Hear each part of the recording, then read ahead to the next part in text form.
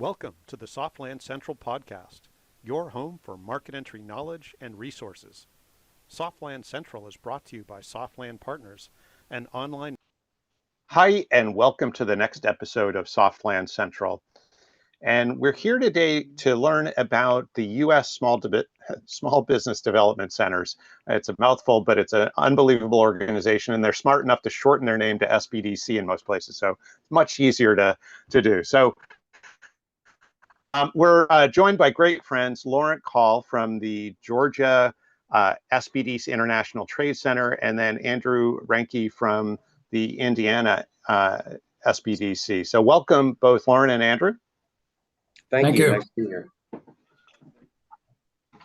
Excellent. Great to see you both.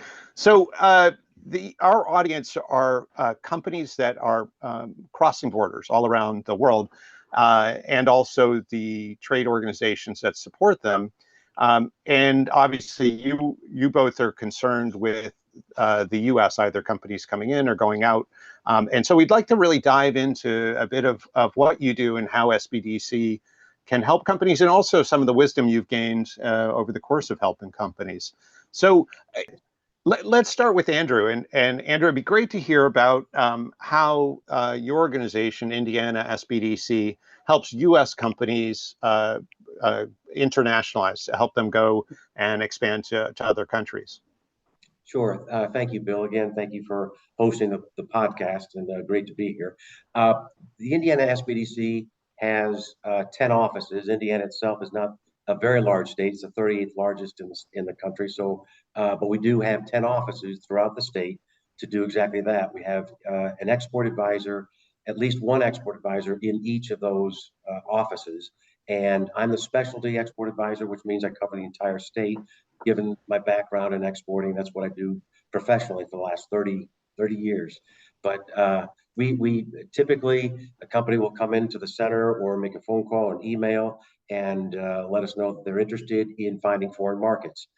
They either have exported before, but their exports have gone down and they want to revamp it, or they're doing fairly well in a reactive fashion, but they want to go into foreign markets in a proactive fashion to put together an export strategy. So we'll meet with them, find out what they know and don't know about export development.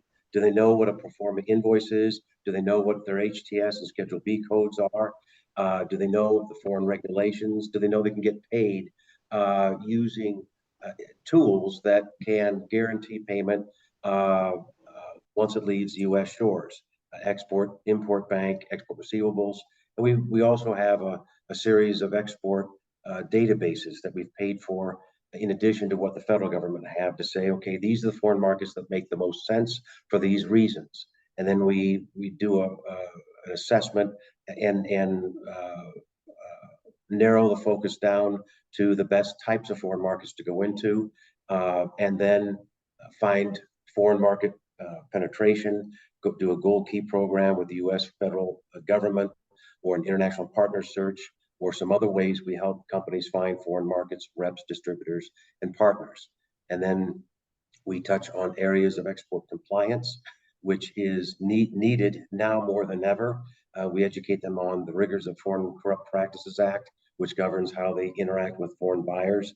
And then we ask them to put together a strategy, a roadmap to go to those top 2 to 3 countries. We try to narrow it down.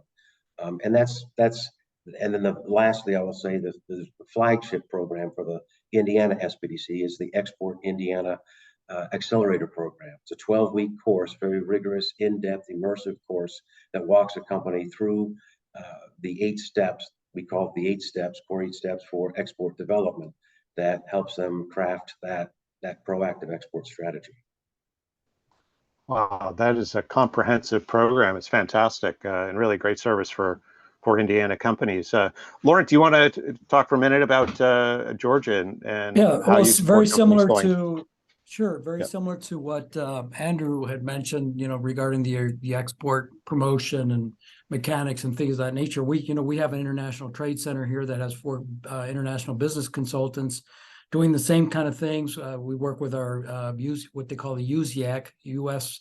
Export Assistance Center partners, Exim Bank, a Small Business Administration, U.S. Department of Commerce, the Georgia DEC, District Export Council, and also the Georgia Department of Economic Development. We work in tandem with them.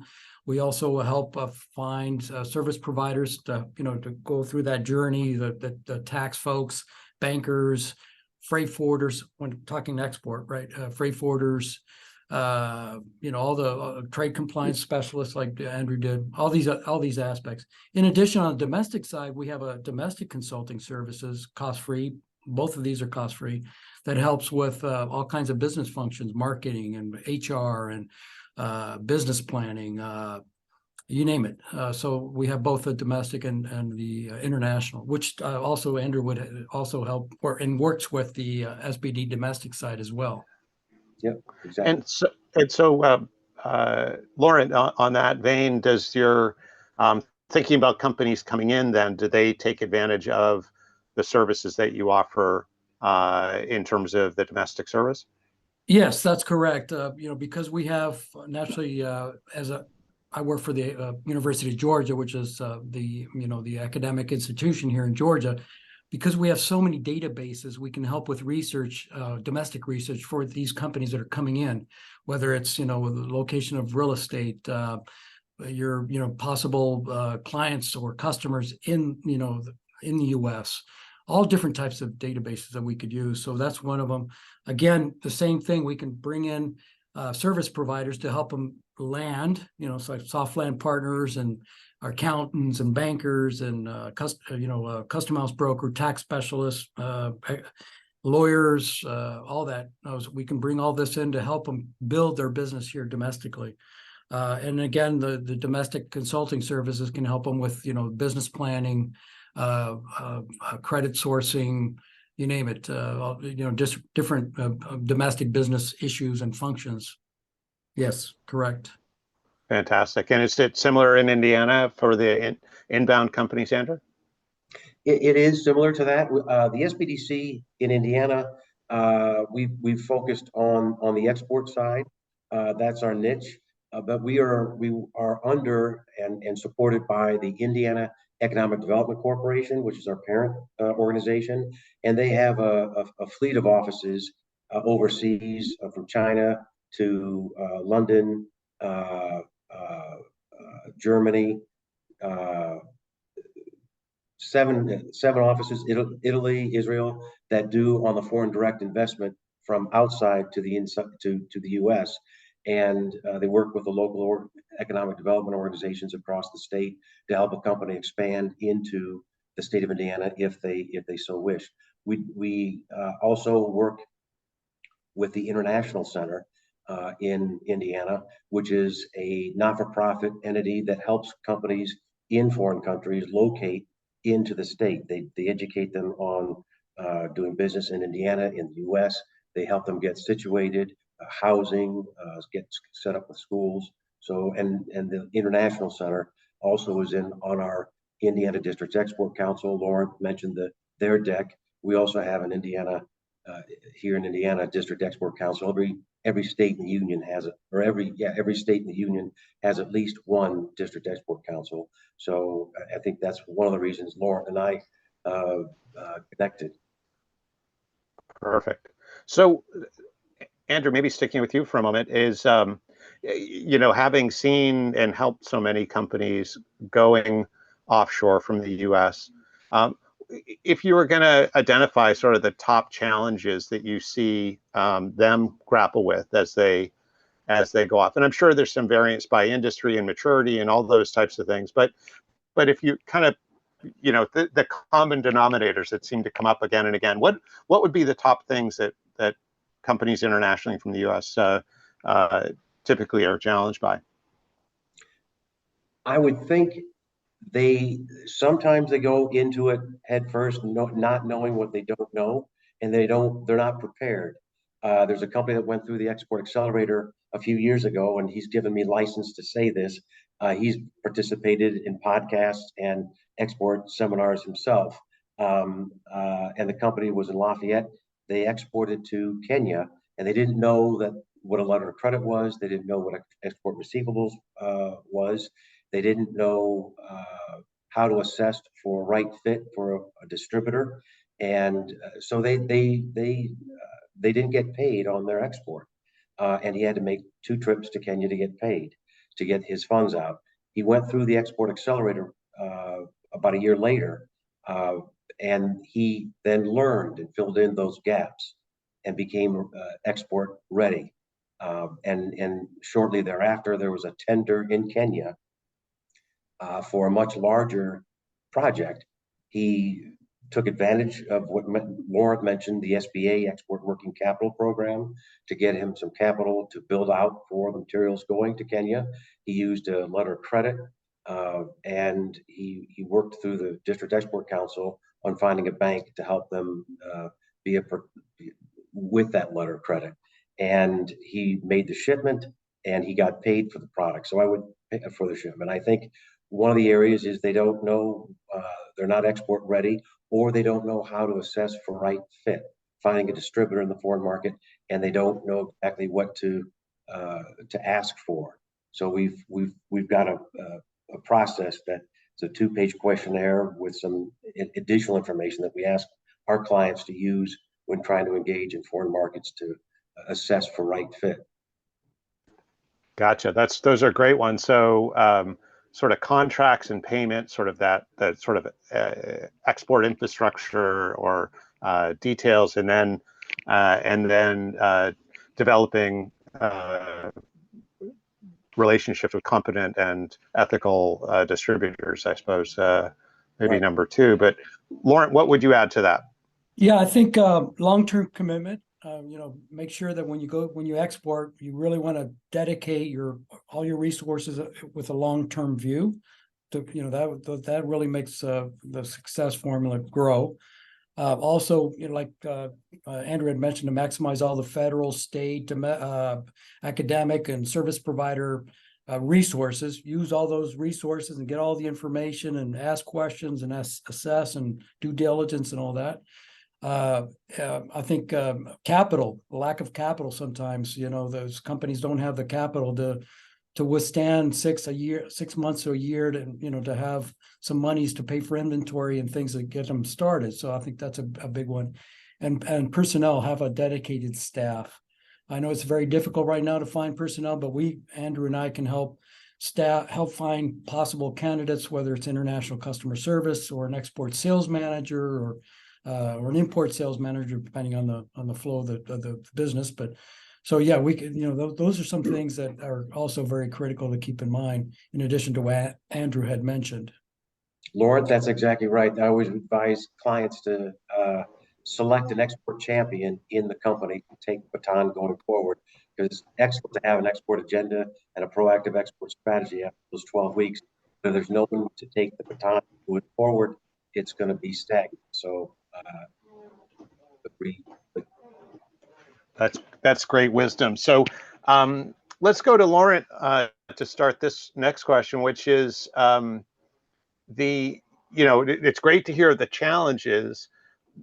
Thinking about the companies that successfully expand from the U.S., whether it's export or actually they go in and actually create locations and manufacture and so on. When you think about that, what are the real common denominators that you see in the ones that do it that well and ultimately are successful? What are, Laurent, what are some of the things that you've seen that are common between those companies? Sure. Again, I'm going to stress that the long-term commitment, the personnel, the capital, the inventory, the focus, long-term focus, and all that. Flexibility and adaptability. Make sure that the company's flexible to modify their products or service, to learn about the markets, the culture, the business norms, the currency. Just really, like you would sell in Indiana, for example. I'd study all you can about that state, and just like you would sell to India, right? Learn as much as you can about that country.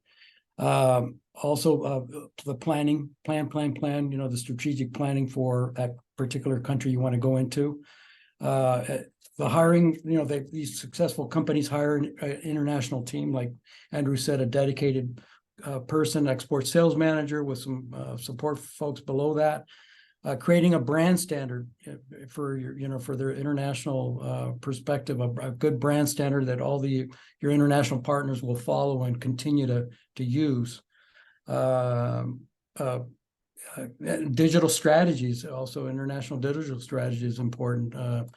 I think to have a good website that's localized, internationalized, as they say. And lastly, don't grow too fast. Pick 1 or 2, 3 markets at the beginning, do them well, and then go to other markets. But don't say, hey, I'm going to export all over the world and pick 10 markets or whatever. So I think those are some things. Andrew, do you anything other comments that I may have missed or you thought are important? Laurent, I think you nailed it. I would only add that planning is certainly needed. Be in it for the long haul, because export development takes longer than domestic market development, and treat exports on equal footing to domestic sales, because too many companies think, well, it's the United States is a $27.5 trillion economic engine. It's the largest on earth. It is, that's true, but companies that export grow much faster than those that don't. Companies that export have up to 7 times more patents than their American companies that don't. There was a study done by University of Minnesota that pointed to that. So I think companies that realize the opportunities of foreign market penetration, that they can grow faster, that their risk of doing business once they go into foreign markets goes down because they're not reliant just on the U.S. economy. I think they weather the storms economically here at home far better than those that don't export. Fantastic. So let's just maybe talk just for a moment on one other topic, and that is, ego is a really interesting thing, and you both have kind of hinted on kind of areas where, sort of companies come into, sometimes come into, whether it's exporting or coming into the U.S. either direction, with not necessarily knowing what they don't know. And it seems to me that ego is really important in terms of us being determined to expand, right? I mean, without ego, we wouldn't get out of bed in the morning. On the other hand, I would imagine that you've seen situations where ego can be devastating for companies in terms of whether it's not listening to customers or the market or advisors or whatnot. Can you? I see Laurent nodding voraciously. Do you want to start with that, Laurent? Have you seen a situation where ego has maybe gotten in the way of a company? Yeah, I mean, you have to be very humble when you go into a market, either import or export wise. I mean, just like you said, sometimes you think your way is the best way, or your way of selling, or your way of doing business is the best way, but it isn't sometimes, and that's why adaptability and flexibility is very important. I think that's a great thing, Bill. I mean, some of these European companies or Asian and Latin companies and African companies coming in the U.S., they think their way is the best, and they put their own people in the country, and after a couple of years they fail because they didn't adapt, and they didn't listen, like you said. They weren't humble to really kind of mesh into the economic system of that country. Andrew, any comments or anything? I would agree. I think communication is a two-way street, and without proper listening on both sides, it's not going to work. And I think sometimes, as Americans, we tend to think that the rest of the world follows our lead. They follow our lead in a lot of ways. They use the U.S. dollar, certainly, but they do follow in many ways. Foreign companies are adept at doing business with the U.S. It's often their first choice to go into, either locate and expand into the U.S. or exporting to the U.S. or buying from the U.S. But it still means that we as Americans have to do the due diligence. As Laurent mentioned, you have to learn about India, you have to learn about China or Brazil, and do what you can to pick up a few words or phrases in their language. Learn that doing business often requires learning more about your buyer, your distributor, or your customer's family. And that's a big deal in much of the rest of the world, is getting to learn, getting to know each other more intimately, and knowing about the family, their hobbies. And that's a big part of building that relationship. Oh, fantastic! The information you provided has been excellent, and I know companies will really enjoy hearing your comments today. And any closing words, Andrew, before we close it up? Well, again, thank you, Bill, for hosting this. I do want to advocate to countries or companies that are listening in, please consider export development, because it is needed. I've got figures, if anybody's interested in following up, that suggest that the U.S. could easily double its exports. We export 3 trillion, 2 trillion in goods, 1 trillion in services all over the world. But that number should be, could be, must be doubled. That would be adding about the equivalent of the German economy to ours if we just exported more. And we can, and we should. That's wow, that's a mind-blowing statistic. That's incredible. Yeah. And Laurent, anything before we close up? No, it's just that, the opportunities are boundless when you export or import. You may want to consider importing as well to add to your domestic business, to, possibly bring in a higher line cost product line or lower end product line. On the export side, as Andrew said, it offsets recessions or here in the U.S. and adds more revenue and diversifies your client base. So there's so many great positives in exporting, just so many things. And the opportunity, as Andrew said, there's so much greenfield out there that we could do much more and build a stronger exporting basis here in the U.S. Fantastic. Well, thank you both so much. And your comments are fantastic. We'll put your contact info in the description below, and certainly invite our audience to reach out to either or both Andrew and or Laurent, and good luck with whether you're working on exporting or coming into the U.S. In either case, good luck with that, and certainly let us know how we can help. Thank you both again so much, and we'll talk soon. Thank you, Bill. Thank you, Bill. Appreciate it. Andrew, thank you. Take care, guys. A one-way ticket across the nation, a one-way ticket.